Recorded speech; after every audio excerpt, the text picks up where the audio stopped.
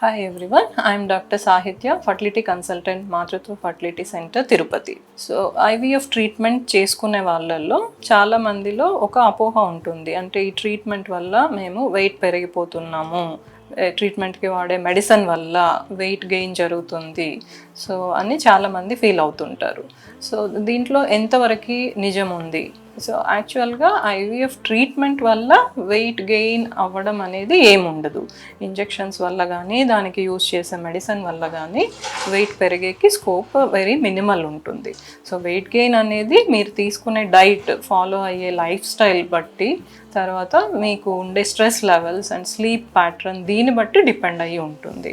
So treatment వల్ల wait పెరుగుతున్నారు, wait పుట్టాన్ అవుతున్నారు అనేది నిజం కాదు. సో మీ వెయిట్ పెరగకుండా ఉండాలి డ్యూరింగ్ ట్రీట్మెంట్ అనుకుంటే డైట్లో కార్బోహైడ్రేట్స్, ప్రోటీన్స్, విటమిన్స్ ఇవి రేషియో అనేది కరెక్ట్గా ఫాలో చేసి తీసుకోవాలి. నెక్స్ట్ థింగ్, జంక్ ఫుడ్ ఇట్లాంటివి అవాయిడ్ చేసేసేయాలి.